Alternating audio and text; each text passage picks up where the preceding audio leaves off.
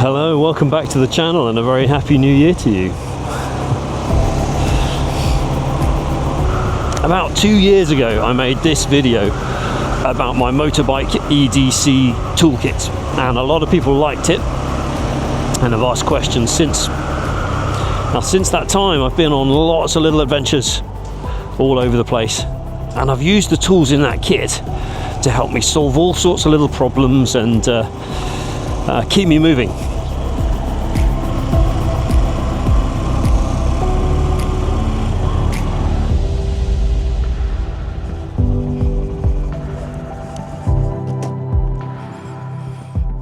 Now I've made a few changes over the years and upgraded a few things to make the kit even more useful.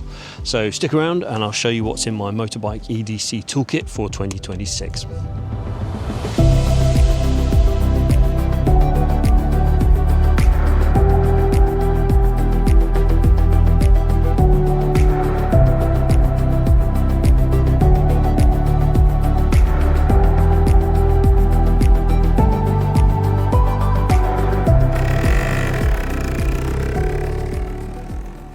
It's the same pouch as before, the Maxpedition Fatty, purely because it's the largest size that will fit under the saddle on my bike. But if you don't want to buy one of these, I found that pencil cases make great compact toolkits. This is the puncture repair kit and the toolkit for my car, and both of these were just pencil cases that I found on Amazon. In the front we have a charging cable. This one's really handy because you can either have USB-A, which is what my bike gives at the moment, so I'm looking to upgrade that, or USB-C, which comes from a battery bank or a laptop or a more powerful charger. And you can also charge Lightning for my old iPhone, or all the other things we have that are USB-C. So a couple of them on a trip means you've got backup and flexibility. That's really handy. And in the front we've also got some stickers for the many times a day I get stopped by fans in the street who would... Okay, let's have a look inside. Starting with lighting. So I really loved the the little Larry light, because it works as a great floodlight. It has a magnetic base, so you can stick it to the petrol tank or something, and you can use AAA batteries. You can have bright, dim or flashing. But I really like a rechargeable battery. With an emergency kit like this, you want to keep it topped up and ready, and if you just use the light a little bit every so often, you never quite know what state the batteries are in.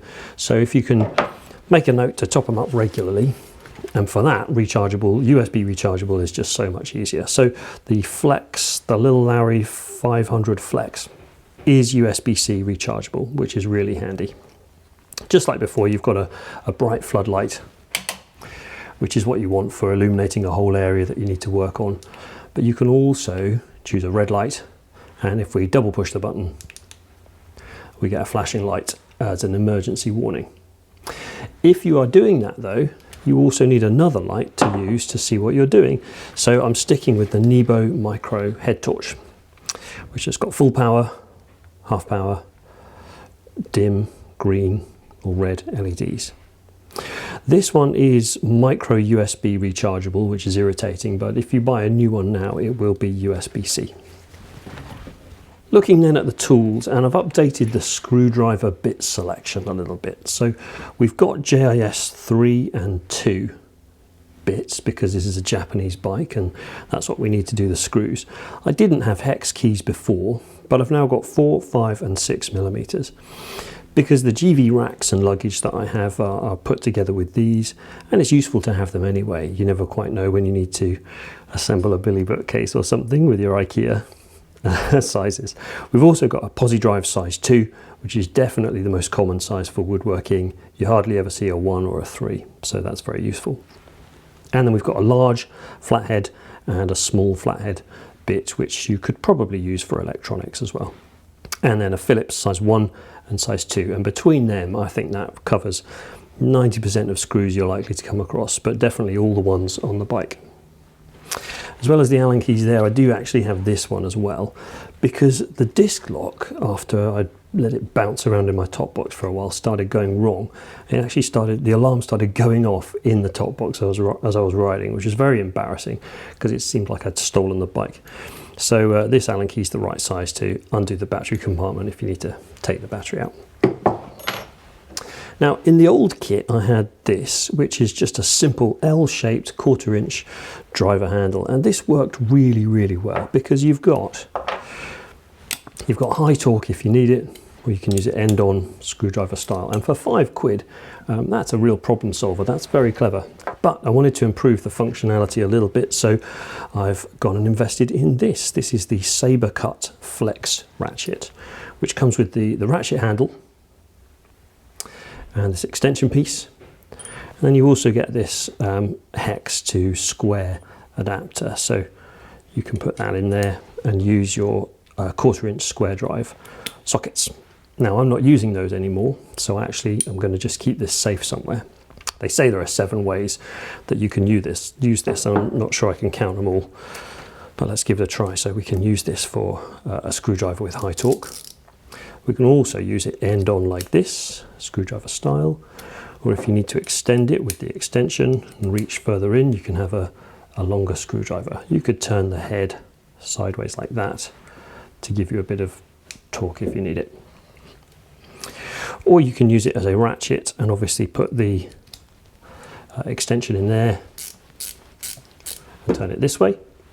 But if you line up this notch with the white dot on the ratchet, it will actually slide further through, and then you can use it as a T handle, which is really handy. But I just love how compact and neat that is for such a useful tool. Now socket wise, at first I had this just collection of really cheap sockets that were spares left over from whatever cheap toolkit I had as a kid after I bought a nicer set for the workshop. So I wanted to upgrade a little bit, and I've gone with this. These are the Klein flip sockets, which are really handy because each of these is 2 sizes in one. We've got 7 and 8 millimeters. Obviously we don't need the 7, and we've got 10 and 12, and we've got 13 and 14, and they just slide off the shaft here and go on the other end like that, and then the hex fits inside the ratchet like that, and we can turn it. It did occur to me though that with most sockets being 1/4 inch square, you actually wouldn't be able to drive this socket with anything other than this hex to hex shaft. You can buy more from Klein, which are quite expensive, but then it occurred to me you could do this if you had to.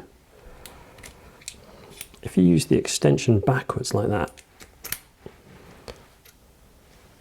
you've got a second way to drive the sockets, which is just handy for backup. But I'm a big fan of neatness and the way things go together, so I really like how the sockets all fit together on this shaft like that and stay together neatly. Now there are some nuts and bolts you can't undo with a socket, so for those we need the Knipex pliers wrench. This is the 125mm size, which is perfect for this kit, and I would say they're basically like an adjustable wrench. So you can slide it open like this and get an impressive range of sizes for such a small tool with a lot of torque. It's like an adjustable wrench, but it's always tight because you squeeze the handles so they don't slip on the nut, and it's also much smaller. But far more than the pliers wrench, I actually used the Knipex Cobra pliers, and these have just got an incredible amount of grip and an impressive range of size for a small tool. Again, this is the 125mm size, and I have invested in the 180 for the home toolkit, but that's a bit too big for this, so I think 125 is a really nice size. Now I've made a little bit of a controversial decision here because I've got the Cobra pliers for grip. I actually don't feel I need a big pliers multi-tool like this one because it takes up so much space. But that does mean that we don't have scissors or a knife. So I've gone with the Bibury, what's this called? I've got the box here. The Bibury Keychain Rescue Multi-Tool, whose main feature is the scissors, and that's a really strong, sturdy pair of scissors. And I'm sure I'm being dramatic, but I'm imagining cutting through a seat belt or rescuing someone with these in an emergency. They're spring-loaded, and tough, and holds together really nicely. You've also got the glass breaker tool here, which obviously is very handy to have.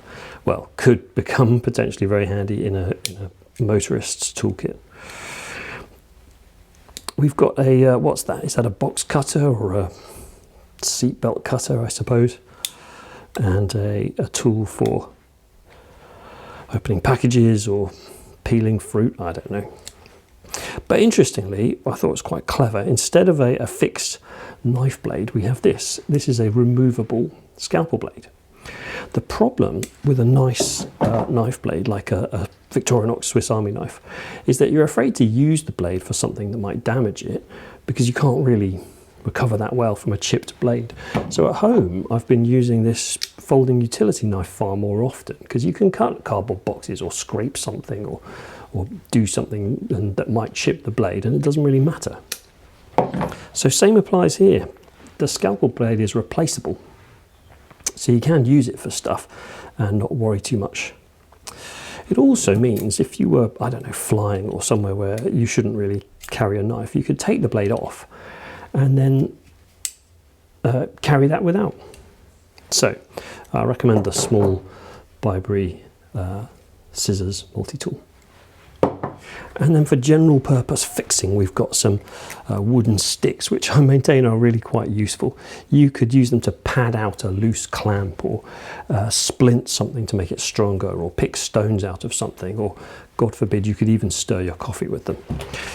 Cable ties are always useful, whether it's for holding together some cables that are flopping around, or you could tie up your side stand if the spring had broken so it didn't hit the floor, or if you see a lamp post and you just can't help but climb to the top of it and fix a flag at the top. Cable ties are what you need. And then microcord, which is like paracord, only thinner. It's got a strong core and then the mantle on the outside. But this is 2 or 3 meters here in a very small space. You could tie up a bracket that was broken, or some cables, or you could use it as an emergency bootlace. Or if you're camping, you could make a guy line out of it, or a washing line or something. We have an emergency blanket. It's not going to work miracles, but for its size, it just might be enough to keep someone warm by the side of the road, and it's cheap enough that you could give it away to someone if they were in trouble. We've got a bit of Gorilla Tape. Gorilla Tape, if you haven't tried it, is not the same as duct tape. It's got a much thicker glue layer, which means it's really sticky, and it's also much more resistant to water. The water's not going to get under the glue very easily because the glue layer is so thick and squidgy, so it works really well for emergency repairs. And we have the credit card sized magnifier. I'm of an age where I need reading glasses to see things, and if I've forgotten them, we could be in trouble, or you might just need to do something really, really tiny. So that can come in handy. We have a pen, and what are you going to write on, you say? Well, this is sort of waterproof paper. It's by Limitless Equipment, and it's called Storm Paper. It's not the Right in the Rain brand that everyone else has been using, but it's kind of a plasticky paper, so it doesn't rip like paper. It kind of tears like vinyl or plastic or something. And I have tried it out, and when you write on it and just get the paper soaking wet, the writing doesn't go anywhere. So that's really handy to have to leave a note for someone, or make some notes on measurements or something. We also have a Sharpie mini one, which is just handy for writing on a range of different things. And then I'm really quite fond of this plan. Instead of carrying a whole glue gun, which is obviously impractical, you can just melt a bit of the glue stick directly with a lighter. And then you can just squidge it onto something that you need to stick together, like that. And look at that. I think that could be really handy. Finally, in the back pocket here, we have some gloves in case you don't want to get your hands dirty. Some wet wipes in case you do get your hands dirty. And then in this little pouch, we've just got some safety pins, paper clips, a needle and thread wrapped around a lolly stick like that. And finally, a chain, a master link for the chain. Now, from Nick's experience, Nick was fortunate when his chain fell off that in Australia the chain is protected by an all-enclosing shield, but here in the UK it's not. And chances are if your chain breaks it's going to go flying off into the distance somewhere. But there's just a chance if you do happen to retrieve your chain that you could replace it with this spare master link. I know it's not likely to come off, but if it does, my God, are you going to feel like a hero then? Yeah, so that's my EDC kit as I'm heading off on my first adventures for 2026. I've taken out the first aid supplies and put them in a dedicated first aid kit because that's how the storage works on this saddle. You've got to fit things in little spaces. And the puncture repair kit is also separate too, which I've showed you. And there's a video to show you how that works here. But let me know what you think. Have I missed anything important? Particularly anything that would be useful for motorcycling in general, or just adventures and trips, or even camping. Thank you for watching another video. A very happy new year to you, and I'll see you on the next one. Bye.